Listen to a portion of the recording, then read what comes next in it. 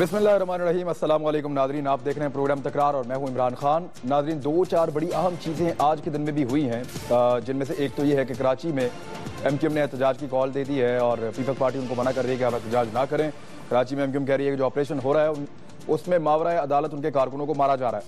साथ ही साथ जो मुज़ाकरात का मामला है वो आज उस तरह से आगे तो नहीं बढ़ा, मगर मौलाना अब्दुल अजीज़ जो लाल मस्जिद के पेश इमाम हैं, जो वहाँ मोहतमिम हैं, उन्होंने फरमाया कि जो मुज़ाकरात के लिए ये शर्त रखी गई है कि ये आइन के दायरा कार में हों। इससे उन्होंने कहा कि उन्हें इख्तलाफ है, वो ये चाहते हैं कि कुरान और सुन्नत के दायरा कार में हों और आइन की शर्त जो है उसको ख़त्म किया जाए।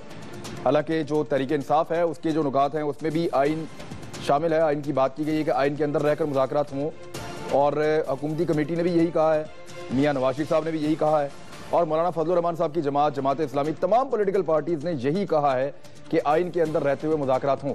अब ये नया मुतालबा है, देखना होगा कि तालिबान इसके ऊपर क्या रद्द-ए-अमल देते हैं और मौलाना अब्दुल अजीज़ साहब इस कमेटी में मज़ीद रहते हैं या नहीं रहते। इन चीज़ों पे और भी बहुत सारी चीज़ों पे निजकारी के मामलात हैं और बहुत अहम मामलात हैं जिन पर हमने बात करनी है। आज हमारे साथ मौजूद हैं डॉक्टर तारुल कादरी साहब और किसी तारुफ के मोहताज नहीं हैं, आलिम दीन हैं और एक पॉलिटिकल पार्टी को हेड भी करते हैं, पाकिस्तान अवामी तहरीक को। डॉक्टर तारुल कादरी साहब से बातचीत का आगाज़ करते हैं। अस्सलाम वालेकुम डॉक्टर साहब।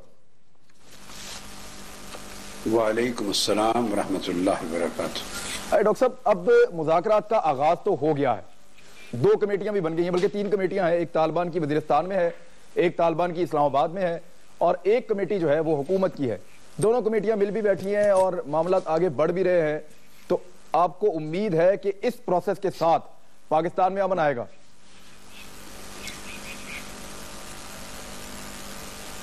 बिस्मिल्लाहिर्रहमानिर्रहीम। इमरान खान, आपने अपना सवाल मेरी उम्मीद के हवाले से किया है। मैं जवाब में ये कहूँगा कि मेरी दुआ है कि अल्लाह रब्बुल इज़्ज़त तमाम पाकिस्तानियों की और रियासत पाकिस्तान की मदद फरमाए आमीन। और किसी भी सूरत में इस मुल्क का अमन बहाल हो जाए और दहशतगर्दी और कत्ल व गारतगरी का खात्मा हो और लोगों की जानों का तहफ़्फ़ुज़ नसीब हो। ये मेरी दुआ है। अब रह गया आपका ये सवाल कि ये जो कमेटियां बनी हैं इनसे क्या उम्मीद है, तो मैं इस कमेटियों के पूरे अमल को एक ड्रामा समझता हूं। ये पूरी कौम की आंखों में धूल झोंकी गई है, इसकी कोई हकीकत नहीं। आप चाहें तो मैं ऑन एयर कह रहा हूं और आपको याद है एक बार 11 मई के इलेक्शन से बहुत पहले मैंने टीवी प्रोग्राम में कहा था कि इस तरह इशारा करके कहा था कि लिख लें 11 मई के बाद तब्दीली की उम्मीद रखने वाले इस इलेक्शन की धांधली पर रोएंगे, शिकवा करेंगे। कैटेगोरिकली कहा था। आज मैं इसी तरह का जुमला दोहरा रहा हूं। अगर किसी को शक हो, ये एक टोपी ड्रामा है, आप लिख लें फरवरी या मार्च, 1-1.5 महीने के अंदर इसका पोल खुल जाएगा। इसका कोई एंड नहीं है। ये सिर्फ कौम को बेवकूफ बनाया जा रहा है, एक सियासी तमाशा है और दरअसल पूरे मुल्क में तालिबान का खेल खेला जा रहा है ताकि 24 घंटे पाकिस्तान का मीडिया, तमाम एंकर्स, तमाम टॉक शोज, तमाम चैनल्स और अखबारात के आर्टिकल, वो सारे और हत्ता के पूरी कौम टीवी को देखने वाली बस ये कमेटियों के मामलात में उलझ जाए। नहीं, आप ये कह रहे हैं कि ये आपको ये लग रहा है कि ये ला हासिल है, ये जो हो रहा है मुज़ाकरात, ये ला हासिल मुज़ाकरात हैं? जी हाँ। क्यों लग रहा है आपको डॉक्टर साहब? अब आपने एक लफ्ज बोला ला हासिल। मैं इसके ऊपर एक तज्जिया करना चाहूंगा। ये बहाली, ये अमन के लिहाज से तो ला हासिल है। क्लियर हो गई बात जी। लेकिन जिन्होंने ये कमेटियां बनाई और अमल शुरू किया है, मेरी मुराद गवर्नमेंट है, मुल्क की नामनियाद सियासी क़यादत, उनके लिए ला हासिल नहीं। वो इस ड्रामे के नीचे से कुछ बहुत बड़ी चीज हासिल कर रहे हैं, इस ला हासिल से हासिल कर रहे हैं। मकसद तो अमन लाना है क्या डॉक्टर कर रहे हैं? साहब, मकसद तो उनका अमन लाना है। मीडिया को एक कान पे लगा जी, मकसद तो उन्होंने अमन लाना है। नहीं, उनका मकसद अमन के लिए कमेटियां नहीं बनी। ये कमेटियां इमरान खान अमन के लिए नहीं बनी। ये बेवकत बेहैसियत हैं, इनके पास अथॉरिटी नहीं है, इनके पास मैंडेट नहीं है, क्लैरिटी नहीं है। और एक बात ज़हन में रख लें, मसलन दो फरीक हैं, एक तरफ रियासत पाकिस्तान है और अमन की बहाली के लिए वो बुनियादी जिम्मेदारी सियासी क़यादत की होती है, लेकिन अल्टीमेटली मुल्क की सालमियत का तहफ़्फ़ुज़ और मुल्क की जोग्राफियाई हुदूद का तहफ़्फ़ुज़ और अमन व अमान की बहाली ये तो अफवाज पाकिस्तान की जिम्मेदारी होती है। तो एक तरफ स्टेट ऑफ पाकिस्तान है इंक्लूडिंग अफवाज पाकिस्तान, दूसरी तरफ वो तबका है जिनके साथ आप मुज़ाकरात कर रहे हैं। ये दोनों किसी एक नुक्ते पर मुश्तरक हो ही नहीं सकते। रियासत पाकिस्तान के सारे मुतालबात जायज हैं, आइन के तहत हो जायज है। जो आइन से खारिज होकर बात करेगा अमन की बहाली की, वो पागल है। तो आइन का मुतालबा करना जायज है। वो कहेंगे हथियार फेंक दें, जायज है। वो कहेंगे स्टेट की रेड को तस्लीम कर लें, जायज है। वो कहेंगे अपनी सरजमीन पर दहशतगर्दी की इजाजत नहीं देते, जायज है। अगर कुछ लोग मुजरिम हैं, कातिल हैं, दहशतगर्द हैं, हजारों की जानें मारी ली हैं, वो जेल में हैं, उन पर कानून के मुताबिक अमल करना जायज है। तो स्टेट की तरफ से जितने मुतालबात होंगे वो तो सारे आईनी, कानूनी और अखलाकी एतबार से जायज हैं। जो उधर से मुतालबात होंगे वो काबिल अमली नहीं है। अगर वो कहें आइन को नहीं मानते तो अल्टीमेटली बात खत्म हो गई। अगर वो कहें रिहा कर दो मुजरिमों को, कातिलों को, दहशतगर्दों को जिन्होंने हजारों की जान से खेला है, तो रियासत की अथॉरिटी नहीं है न कुरान और सुन्नत के लिहाज से, न आइन और कानून के एतबार से कि वो कातिलों को माफ करके छोड़ दें।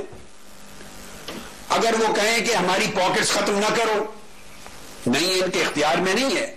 इसका मतलब है मुल्क, अगर वो कहें मुल्क की रेट को नहीं मानते, तो उनके मुतालबात और रियासत के मुतालबात वो किसी एक जगह उनका संगम ही नहीं बनेगा। ये गवर्नमेंट को, सियासी क़यादत को इल्म है कि ये ला हासिल होगा। तो ला हासिल है तो है क्यों फिर? है क्यों? इस ला हासिल से, हाँ क्यों, इसमें से कुछ हासिल करना चाहते हैं। ये तालिबान का खेल खेल के गर्द उड़ा दिए, सारा मीडिया इस पर लगा दिया है, रात दिन एक कौम को तमाशे में ज़हनी तौर पर उलझा के रख दिया है, कोई खबर नहीं रही। दो चीजों से तवज्जो हटा दी है। एक, इसके नीचे पूरे मुल्क के कौमी असासे बेचकर खाए जा रहे हैं। एक निजकारी कमीशन बना है। आपके अगले सवाल के जवाब में आपने जो कि मेंशन किया, मैं उस पर आऊंगा, इशारा दे रहा हूं। उसके जरिए कौमी असासे बेचकर खुद खरीद रहे हैं। एक लूट मार का बाजार गर्म है, कमीशन तय हो रहे हैं, किकबैक्स तय हो रही हैं, करप्शन की पार्टनरशिप डिसाइड हो रही हैं और मुल्क पूरा लूट सेल पर है, मगर उसकी कोई खबर आप टीवी पर नहीं देखते, क्योंकि टीवी में कोई रूम नहीं बचा तालिबान के मुज़ाकरात के सिवा किसी और खबर के लिए। तो इस गर्द के नीचे एक अंधेरा क्रिएट कर दिया गया है और अंधेरी रात में एक लूट मार है, एक करप्शन की। मुल्क पूरा बिक जाएगा, असासे बिक जाएंगे, लूट इंतहा पर पहुंचेगी, कुछ नहीं बचेगा। और जब खेल जाके खत्म होगा तो उस वक्त वो अमल भी पूरा हो चुका होगा। तो अब पछताए क्या जब चिड़ियां चुग गई खेत। ये सारा हंगामा इसलिए खड़ा किया गया है कि टीवी पर कोई खबर ना आए। कुछ आर्टिकल्स में लिखने वाले एनालिस्ट हैं, रऊफ कलासरा हैं और इस जैसे कुछ लोग हैं, बहुत कम जी, जो रोज आर्टिकल लिखकर चीख रहे हैं, अंदर की स्टोरीज बता रहे हैं कि निजकारी कमीशन के इजलास क्या कर रहे हैं और जो पब्लिक अकाउंट कमेटी के जवाब इनके पास नहीं है। मैं इस पर आगे आऊंगा जब आप निजकारी की बात करेंगे, मगर कोई सुनने वाला नहीं, टीवी पर बहस नहीं है, एंकर्स के लिए यह मौजू नहीं, ये रोक दिया गया है, टॉक शो पर बैन कर दिया गया है कि निजकारी पर बहस नहीं हो रही। इक्का दुक्का एक आध कोई टॉक शो है दो जो इस पर बात करते हैं। तो गोया रोम खत्म कर दी गई है कि तालिबान के मुज़ाकरात की गर्द इतनी उड़ा दी जाए کہ یہ لوٹ مار، کرپشن، کک بیک، کمیشن اور حرام خوری جو لوٹ سیل ہے، اس کی خبر کی جگہ نہ بچے اور اسی اندھیرے میں اور گرد و غبار میں پورا ملک بیچ کے کھا لیا جائے. ایک یہ، اور دوسرا مہنگائی آسمان پر ہے، اس پر بھی بات کروں گا میں آگے چل کر، تاکہ ایشو سے توجہ ہٹا دی جائے. لوگ بھوک سے مر رہے ہیں، لوگوں کو کیا ملا؟ یہ جو مذاکرات کا پورا لیکن یہ دہشت گردی جو ہے یہ ایک بہت بڑا مسئلہ تو ہے نا. پاکستان کے سب سے بڑے مسائل میں ہم کہہ سکتے ہیں اس کو کہ دہشت گردی ہے.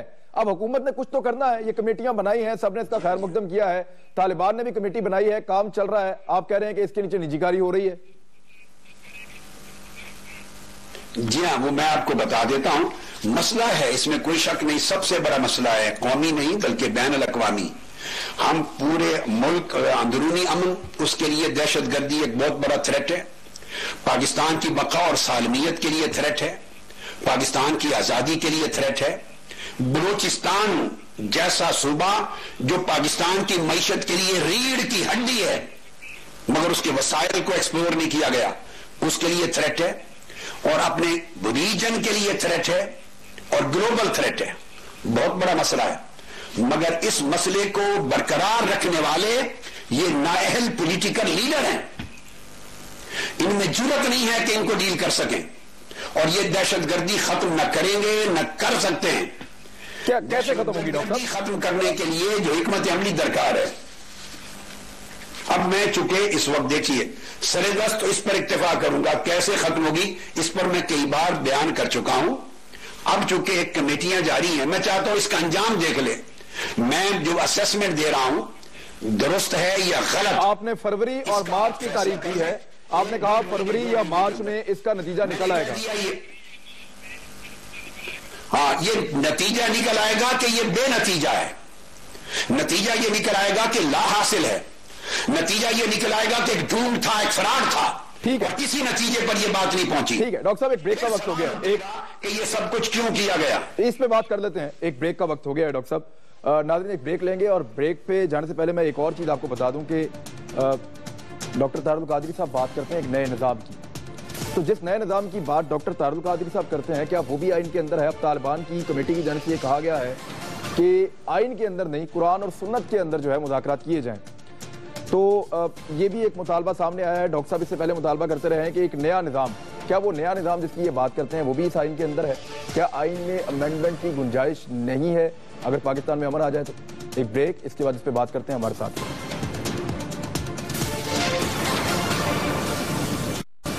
ناظرین پروگرام میں آپ کو واپس خوش آمدید کہتے ہیں، اور ڈاکٹر طاہر القادری صاحب سے بڑا ایک سمپل میرا سوال ہے. ڈاکٹر صاحب یہ نظام میں تبدیلی کی بات آپ کرتے ہیں، اور اگر وہ تبدیلی آنی ہے تو پھر آئین کے ساتھ بھی کچھ نہ کچھ کرنا پڑے گا، آئین میں بھی تبدیلی آئے گی پھر لازماً. اب جو طالبان مطالبہ کر رہے ہیں وہ بھی تو یہ کہہ رہے ہیں کہ جب طالبان کی کمیٹی نے آج مطالبہ کیا وہ یہی ہے کہ مذاکرات آئین کی حدود میں نہیں، قرآن و سنت کی حدود میں کیے جائیں. تو اس پہ آپ کا موقف کیا ہے؟ اب اس کی گنجائش ہے، موجود ہے؟ دیکھیے یہاں میں دو باتیں کہنا چاہوں گا. قرآن و سنت کی بالادستی پاکستان کے آئین کا آلریڈی حصہ ہے جی. ان دو چیزوں میں کوئی تضاد نہیں ہے، یعنی انتہائی حیرت کی بات ہے. ان کو پڑھنا چاہیے کہ یہ جو آئین کا پریمبل ہے، اس پریمبل کا جو پہلا صفحہ ہے نا جی، اس کی دوسرے پیرے میں یہ درج ہے کہ تمام انڈیویجول اور کولیکٹیو سفیئرز جو ہماری سوسائٹی کی لائف کے ہیں، they would be in accordance with the teachings and requirements of Islam as set out in the Holy Quran and Sunnah. اور پھر اس کے بعد آگے بھی جا کر ایک پورا چیپٹر ہے جو قرآن اور سنت کی بالادستی کو متعین کرتا ہے جی. لہذا وہ یہ کیوں کہتے ہیں کہ آئین کے تحت نہیں اور قرآن و سنت کے تحت؟ وہ آئین کے اس آرٹیکل کو اور پورا کا پورا چیپٹر ہے جو قرآن و سنت کی بالادستی متعین کرتا ہے، اور یہ بھی شرط لگا دیتا ہے کہ کوئی قانون اس ملک میں قرآن و سنت کے خلاف نہیں ہوگا. یہ آئین پاکستان میں درج ہے. جی بالکل. وہ ان آرٹیکلز کو تھام لیں اور اس کی روشنی میں بات کریں اور اپنے آپ کو آئین کا پابند کر لیں، اور یہ ثابت کرنے کی کوشش کریں کہ ملک کا جو پولیٹیکل سسٹم ہے یا جو لیڈر ہیں وہ آئین سے انحراف کر رہے ہیں. یہ بات تو غلط ہے کہ قرآن و سنت کے تحت بات کریں گے اور آئین کے تحت نہیں، یہ بات غلط ہے. قرآن و سنت کی بالادستی آئین میں موجود ہے. ایک بات. اب یہ کہنا کہ قرآن و سنت سے بات کریں گے، یہاں ایک اگلا سوال پیدا ہوتا ہے کہ اس قرآن و سنت کی تعبیر اور تشریح کیا ہے. اگر تو وہ کہتے ہیں کہ جو تعبیر و تشریح ان کے ذہن میں ہے یا انہیں جو پڑھائی اور سکھائی گئی ہے اور ان کے ذہنوں میں ان کی کم علمی کی وجہ سے، نادانی کی وجہ سے ان کے ذہنوں میں انکلکیٹ کی گئی ہے، انجیکٹ کی گئی ہے، تو وہ تعبیر کتاب و سنت کی نہیں ہے. ہم نے ایک زمانہ دیکھا ہے جب طالبان کے کچھ لوگوں نے قبضہ کیا سوات پر بھی اور افغانستان پر بھی جب حکومت رہی، تو جو اقدامات کیے خواتین کے خلاف، ان کی تعلیم کی بندش اور جبراً بہت چیزوں کا نفاذ اور ان کے لیے جس طریقے سے اوپنلی سزائیں، یہ سب کچھ کتاب و سنت کے خلاف ہے. سو ان کا کنسپٹ درست ہونا چاہیے. میں یہ آفر کر سکتا ہوں، یہ ایک نئی بات کہہ رہا ہوں، اگر الٹیمیٹلی ساری بات ان کی یہاں آ کے رکے کہ کتاب و سنت، تو پھر انہیں کوئی ہونا چاہیے جو کتاب و سنت سمجھائے. وہ اپنے علماء کو بھی بلا لیں، اسکالرز کو بلا لیں، اپنے اساتذہ کو بلا لیں، ایک ٹیم تیار کر لیں. میں اس ملک کے امن کی خاطر اس وقت آفر کروں گا کہ قرآن و سنت کی ایشوز کو کر لیں کہ کون کون سی چیز ہے جو وہ سمجھتے ہیں کتاب و سنت اور شریعت کے خلاف ہیں. میں ایکسپلین کرنے کو تیار ہوں، انہیں کنونس کروں گا، اور کتاب کے موضوع پر ایک ڈیبیٹ ہو سکتی ہے، ڈائیلاگ ہو سکتا ہے، ایک ایکسپلینیٹری سیشنز ہو سکتے ہیں. اس میں کتاب و سنت کی روشنی میں کہاں کہاں ان کے فہم میں غلطی ہے، کہاں کہاں انتہا پسندی ہے، کہاں کہاں جسے وہ قرآن و سنت کہتے ہیں وہ قرآن و سنت نہیں ہے، وہ ان کا اپنا روایتی، ثقافتی اور اپنا خود ساخت کا تصور ہے. اگر کوئی ایسی نوبت آئے تو میں اسٹیٹ اور پاکستان کے امن کے لیے کتاب و سنت کی تعبیر و تشریح کا سنگل پوائنٹ میں کر رہا ہوں، میں باقی باتیں نہیں کر رہا، وہ کمیٹیاں وغیرہ. کتاب و سنت کے ایشو پر اگر کانفلکٹ ہو، اس کی کلیئرٹی کے لیے اگر ضرورت ہو، وہ 10 15 20 50 اسکالر ہو، 8 10 سیشنز بھی درکار ہوں گے. میں پبلک ڈیبیٹ کی صورت میں چاہیں تب بھی، اور اگر پرائیویٹلی چاہیں بند کمرے میں تب بھی، میں انہیں کتاب و سنت سمجھانے کے لیے تیار ہوں، ان کے غلط کانسیپٹ کو درست کرنے کے لیے تیار ہوں. کہاں کہاں انہوں نے ٹھوکر کھائی ہے اور کتاب و سنت کے تصور کو غلط سمجھا ہے، اس کو درست کر سکتا ہوں. یہ میں دین کے ایک طالب علم اور امت محمدی کے خادم کے طور پہ اور پاکستان کے امن کی خاطر یہ فریضہ اس وقت ادا کر سکتا ہوں اگر اس اسپیسیفک پوائنٹ پہ کانفلکٹ ہو. لیکن لیٹ دم ڈو. ابھی تو ہمارا اس سے غرض نہیں. میں نے تو کہہ دیا کہ یہ جو کمیٹیز کی ایکسرسائز ہی کسی خاص سیاسی ایجنڈے کے تحت ہو رہی ہے.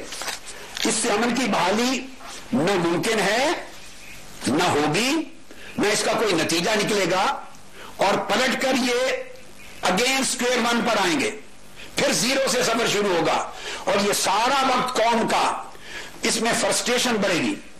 اور دراصل حکمران جو کر رہے ہیں وہ اس کے تحت اپنا کچھ حاصل کر رہے ہیں جس کا میں نے ذکر کیا. اگر آپ اس طرف آئیں. لیکن ڈاکٹر صاحب یہ بات آپ کی ٹھیک ہے، یہ بات آپ کی ٹھیک ہے. میرے پاس یہ 68 اداروں کی نجکاری کا 68 اداروں کی نجکاری کا ڈاکومنٹ میرے پاس موجود ہے، اور 68 ادارے جو ہیں وہ بیچنے کی تیاری ہے، جن میں سے پہلے فیز میں 31.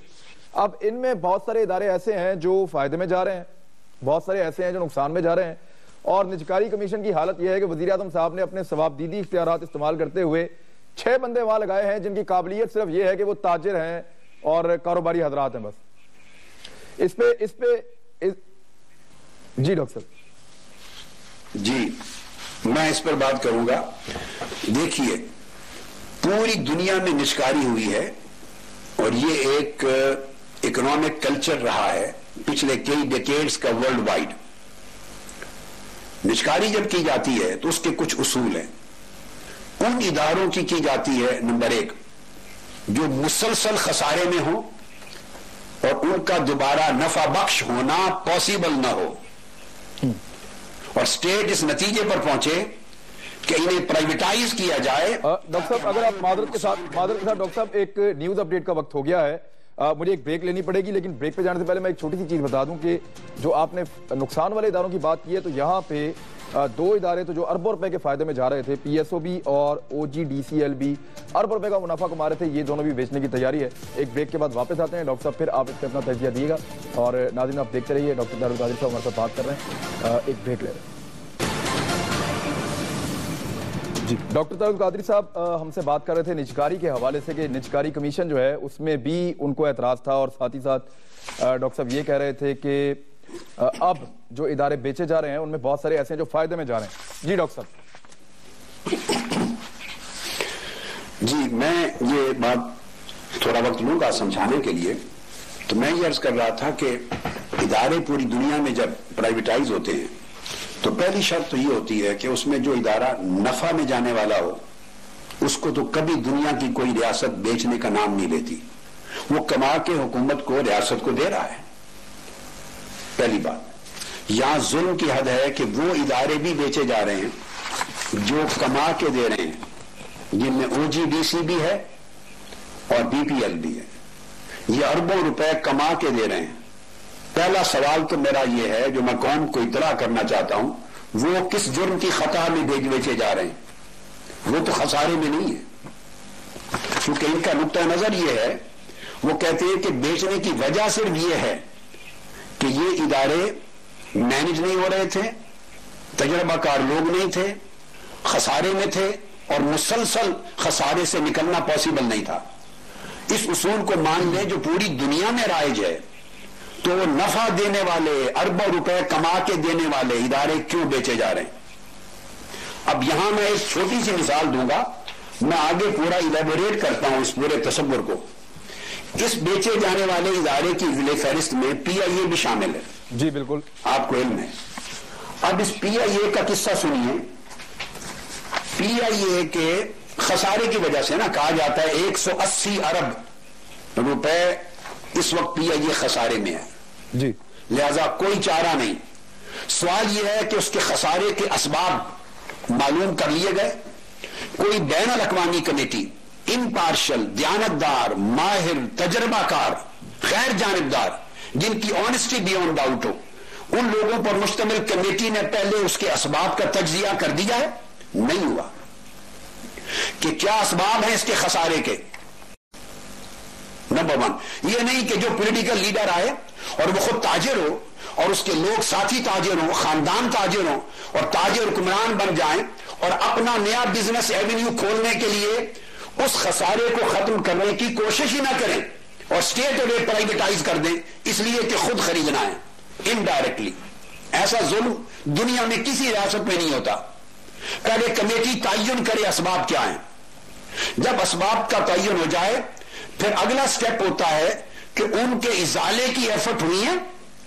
6 مہینے ہوئے آپ کو اقتدار میں آئے, 7-8 مہینے. ان اسباب کو ختم کریں جو سبب اس کے خسارے کا باعث بنا ہے. ایک زمانہ پی آئی اے کما کے دیتا رہا, دنیا کی بہترین ایئر لائنز میں سے تھا, یہ کمانے والا ادارہ تھا. یہ کیوں ڈوبا ہے, کیوں خسارے میں گیا ہے؟ اس اسباب کا خاتمہ کریں. جب سارے اسباب کا خاتمہ کرنے کی ہر ممکن کوشش ہو چکے اور پھر بھی وہ ادارہ خسارے سے نہ نکلے اور وہ کمیٹی یہ کہہ دے کہ کوئی اور چارہ کار نہیں سوائے پرائیویٹائزیشن کے, پھر آپ اس اسٹیپ کی طرف جاتے ہیں. دونوں کام نہیں ہوئے. اسٹیٹ اوے پرائیویٹائزیشن, نجکاری, اور نجکاری برائے حرام کوری. اب میں ایک چھوٹی سی مثال دے لیجئے. پرانی چیزیں تو عوام کو معلوم نہیں ہوگی, لوگوں کو, قوم کو. یہ پی آئی اے بھی بیچا جا رہا ہے. آپ کے پروگرام کی وساطت سے میں قوم سے سوال کرتا ہوں, کتنے لوگوں کو علم ہے کہ پہلے سٹیپ میں پی آئی اے کے 10 طیارے, 10 جہاز بیچے جا رہے ہیں, اور یہ 3-4 اخبارات میں اشتہار آیا ہے 5 جولائی کو. 18 کروڑ عوام میں سے میرا خیال ہے 99% سے زیادہ لوگوں کو اس بات کا علم نہیں ہوگا. یہ کہاں کی شفافیت ہے؟ 3-4 اخبارات میں اشتہار دے دیا خاموشی سے. عنوان ہے, یہ پڑھیے, ریوائیول آف پی آئی اے. میں آپ کو اس میں سے یہ نمونہ دے رہا ہوں, اشتہار چھپا ہے. 5 फरवरी को जी रिवाइवल ऑफ PIA। रिवाइवल किसे कहते हैं? इमरान खान साहब, रिवाइवल कहते हैं जो चीज डूब चुकी हो, बर्बाद हो चुकी हो, शिकस्ता हो चुकी हो, नुकसानदेह हो, उसको रिवाइव करते हैं जी। और ये रिवाइवल ऑफ PIA का इश्तिहार है जो गवर्नमेंट दे रही है, और इसमें पहली फेज में 10 जहाज बेचे जा रहे हैं। अब भाई रिवाइवल के लिए तो चाहिए यह था कि जो जहाज नाकारा हो चुके हैं, जो चलने के काबिल नहीं, खतरनाक हैं, पुराने हैं, जिनके पुर्जे रिप्लेस नहीं हो सके, उनके ऊपर बोली लगवाएं, बेचे, ताकि खरीदने वाली पार्टी उसके ऊपर इन्वेस्ट करके नफा बख्श कारोबार बनाए और आपको पैसे आए। उसूल तो ये है, मगर ये मैं इश्तिहार दे रहा हूं पूरी कौम को, पूरी कौम के सामने रख रहा हूं। ये जंग में आया है, एक्सप्रेस में आया है, नवाए वक्त में आया है, न्यूज में, डॉन में, नेशन में, 5 फरवरी एक ही दिन छपा है, पढ़ लीजिए। 10 जहाज बेचे जा रहे हैं, और ये कौन से जहाज हैं? जो सबसे नए जहाज हैं, सबसे आला कीमती नए जहाज, जिनका एक पुर्जा भी अभी खराब नहीं हुआ, जो चल रहे हैं, कमा रहे हैं, वो बेचे जा रहे हैं। ये पढ़ लीजिए, कॉलम 4 लिखा हुआ ईयर ऑफ मैन्युफैक्चर, ये देख लीजिए, 10 साल लीज पर जा रहा है, और 10 जहाज, और ये वो जहाज हैं जिनकी मैन्युफैक्चरिंग 2010 और लेटर 2010 में बने हैं या उसके बाद। डॉक्टर साहब कौन रोकेगा, कैसे रोकेगा इसको कौन रोकेगा, कैसे रोकेगा? ये तो सुनिए जी, वो आपका 213 भी हो सकता है, पिछले साल अभी रिसेंटली बन के आए हूं, खुद लिखा है कि 2010 से लेकर इसके बाद में मैन्युफैक्चर हुए हैं। मतलब है नए तरीन, जदीद तरीन जहाज जो नफा देने वाले, जिनकी वजह से PIA कुछ चल रहा था, सबसे पहले तो उसी पर डाका डाला जा रहा है। ये कौम इन डाकुओं का हाथ कब रोकेगी? कोई दाड़ा इस मुल्क में है जो इस डाका जनी को रोक सके? मैं अदलिया को भी दरखास्त करता हूं, मैं कौमी इदारों को दरखास्त करता हूं, आवाम से कहता हूं, नाम है कि खसारे से निकालने के लिए निचकारी हो रही है, डूबे हुए जहाजों को बेचकर पैसे कमा रहे हैं। अरे जालिमों, बदबख्तों, वो जहाज बेच रहे हो जो 2010 में बने या उसके बाद 2011, 12, 13 में बने और अभी आपके पास आए, जो पूरे PIA के जहाजों की लौट में सबसे जदीद और आला जहाज हैं। सबसे पहला डाका उन पे डाला जा रहा है। इन्ना लिल्लाहि व इन्ना इलैहि राजिऊन। मैंने आपको डेट बता दी, 5 फरवरी को उठा लें। जी डॉक्टर साहब एक ब्रेक लेनी है। जी ठीक है डॉक्टर साहब, मुझे एक ब्रेक लेनी है कि ये इश्तिहार छपा है, डॉक्टर साहब नाज़रीन बता रहे थे, लेकिन यहाँ पे ख्वाजा साद रफीक की एक मिसाल जो है वो मुझे याद आ रही है कि पाकिस्तान रेलवे उन इदारों में से था जिसकी सबसे बुरी हालत थी जब हुकूमत संभाली मियां नवाज शरीफ साहब ने। ख्वाजा साद रफीक ने कहा कि इसको बिकने नहीं देंगे, अगर ये बिकेगी तो मैं कभी वजीर नहीं बनूंगा। और रेलवे की हालत बकौल ख्वाजा साद रफीक और जो आदादोशुमार आ रहे हैं उनके मुताबिक बेहतर हुई है, और इस लिस्ट में रेलवे का नाम नहीं है। इदारे रिवाइव हो सकते हैं, ऐसा नहीं है कि नहीं हो सकते। रेलवे की मिसाल हमारे सामने। एक ब्रेक लेते हैं, वापस आते हैं, फिर बात करते हैं। वेलकम बैक नाज़रीन। डॉक्टर साहब, आपने कहा कि निजकारी हो रही है और लूट मार हो रही है, और डॉक्यूमेंट्स जो हैं वो भी ऐसी कहानियां सुना रहे हैं। कुछ अखबारात में लिखा भी जा रहा है, रऊफ कलासरा साहब की आपने मिसाल दी, मैं भी उन्हें पढ़ता हूं, वो 2 दिन से लगातार लिख रहे हैं। मुझे ये बताइए डॉक्टर साहब कि महंगाई है वो बढ़ती जा रही है। इमरान खान साहब निकले थे एहतजाज करने, डॉक्टर तारुल कादरी साहब की जमात निकली थी एहतजाज करने, बस हो गया एहतजाज, आप लोगों का फर्ज पूरा हो गया। अभी बिजली की कीमत तो अब बढ़ रही है, तो एहतजाज कहां गया? इतना काफी था। देखिए कितने मिनट रह गए हैं, जरा बता दें मुझे। जी कुछ मिनट है हमारे पास, 4.5-5 मिनट है आपको। मैं इस चीज को थोड़ा और इलेबोरेट करना चाहता हूं। इमरान खान साहब, ये बड़ा इंपॉर्टेंट है। हम एहतजाज नहीं करेंगे, एहतजाज करने वाले करते रहें, हम तो सीधा इनकलाब लाएंगे और इन लुटेरों से कुर्सी इख्तिदार अवाम अपनी ताकत के साथ छीन लेगी पुराने तरीके से। और मैं डेट का अनाउंसमेंट करूंगा, मैं कैटेगोरिकल बता रहा हूं, और ये अपने इन अमाल और करतूतों की वजह से इनकलाब के दिन को करीब ला रहे हैं। मैं उन लोगों में से नहीं हूं जिनकी जुबान बंद हो जाए। ये पार्लियामेंट में बैठे हुए लीडर क्यों खामोश हैं? इस अंधेर नगरी पर, इस लूट मार पर, इस धांधली पर, इस करप्शन पर क्यों खामोश हैं? کرپشن کے خاتمے کی بات کرنے والوں کو یہ سب کچھ نظر نہیں آ رہا جو میں بتا رہا ہوں، جو لکھنے والے لکھ رہے ہیں، جس کا ذکر آپ کر رہے ہیں. اب یہاں ایک امپورٹنٹ چیز اور بڑی، جس کا قوم کو خبر نہیں، چپکے سے ایک اور چپکے سے واردات ہو گئی ہے. آتے ہی ان کے عزائم اقتدار پر بیٹھتے ہی نہ ملک کے امن کی بحالی تھی، نہ غربت کا خاتمہ تھا، نہ بے روزگاری کا خاتمہ تھا، نہ مہنگائی کا کنٹرول تھا، نہ ملک کی معاشی ترقی تھی. ان کا کوئی ایجنڈا نہ تھا نہ ہے. ان کا ایجنڈا صرف اپنے بزنس امپائر کو پوری دنیا میں مضبوط کرنا، لوٹ مار کرنا، اگلے 100 سال تک اپنی نسلوں کو مالی طور پر مضبوط کرنا. صرف ایک ہی ایجنڈا ہے، لوٹ مار. اس لیے انہوں نے آتے ہوئے ایک کام کیا، وہ بڑا امپورٹنٹ ہے. 14 جنوری 2014 کو کوٹ کر رہا ہوں، بڑی امپورٹنٹ چیز ہے. پاکستان کی سپریم کورٹ نے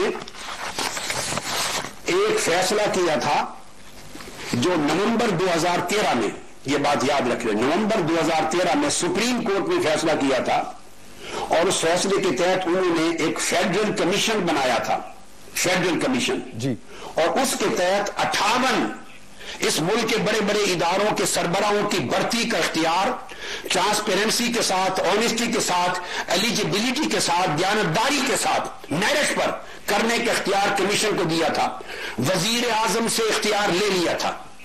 یہ فیصلہ تھا سپریم کورٹ آف پاکستان کا جی، جو تمام ٹریبیونز اخبارات میں 12 نومبر 2013 کو چھپا ہے. ٹھیک ہے. اور یہ فیصلہ سپریم کورٹ کا اصل 22 جولائی 2013 کی ججمنٹ ہے سپریم کورٹ آف پاکستان کی.